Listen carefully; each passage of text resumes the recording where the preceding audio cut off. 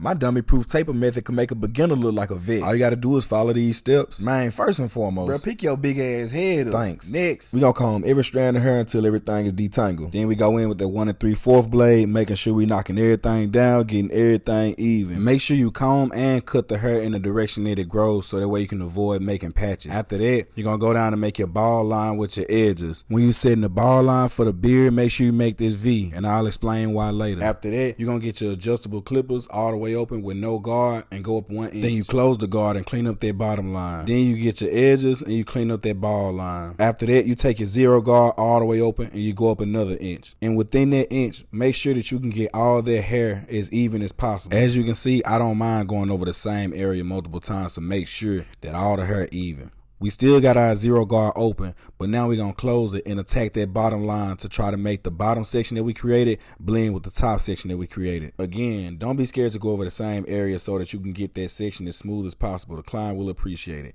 Now we're going to go in with the no guard open, because the same way we put that line there is the same way we get it out. Once we got that area blended like we want to, we're going to go in with our 2 guard open. Don't worry if you don't see a lot of hair coming off. It's not supposed to. This is the area where the dark starts to transition into the light. It's going to look pretty much the same until you hit it with this 2 guard close. The 2 guard close pretty much knock down all this bulk right here. Make sure you get behind the ears, because that's where a lot of people forget. And I know the blend ain't perfect right now, but we can always detail it a bit. I like to go in with that 1 guard open, hit a couple of these dark spots to try to smooth out this transition, and then do the same thing with the guard close. You might see me open and close the guard, because at this point I use the 1 guard as my detailing guard. To decide whether it's open or closed, I kind of just eyeball what needs to be done in that area. See this right here? This that secret weapon. It's that feather comb. I use that to take out some of the bulk and smooth out the blend. Now all the same steps that we did for the taper, we gonna do for the beard. The reason why we put the V in the beard is to give it that burst effect. And once you got that beard blend how you like it, just swap to the other side and do the same thing for the other side taper and the other side beard. And it's gonna be the same damn thing for the back. I sped it up so y'all can watch the whole thing, but I want y'all to pay attention to my hand. As you can see, my hands are turning in different directions. The reason I do that is so I can cut in the direction that the hair grows. If you don't cut the direction that the hair grows, your shit not gonna be faded right. Hey, I'm gonna be all the way 100 with y'all. I wish I could have showed y'all the transition from the back taper to the point we at now, but my stomach was bubbling so fucking bad I had no time to worry about the camera. So while that hot towel put him to sleep like voodoo, I was in the bathroom taking a doodle. My boy eyes red as hell. I was gone so long that he took a real nap. But after that hot towel, I had to hit him with the coldest holding spray in the city. Shout out to Sly Huncho. I hit my boy with so much holding spray, you'd thought I asked his edge up English or Spanish. But now for real, when you're doing mustaches, make sure you hold the client head up in the light so you can make sure the mustache ain't casting a shadow. Now it's time for the razor. When you're using the razor, make sure you stretching the skin and you hold the razor at like a 45-degree angle. When you go to edge up the beard, try not to push the line in too far, because that's the quickest way you'll lose your client. They hate that shit. When you finna razor the mustache, make sure you tell your client, tuck in your lip. That's the only way you can get the razor right there without cutting their lip open. And the shears is crucial when you detailing the beard, because it's the best way to control how much hair you cutting off. The clippers may cut too much. You can always cut hair off, but you can never put it back on. For the edge up,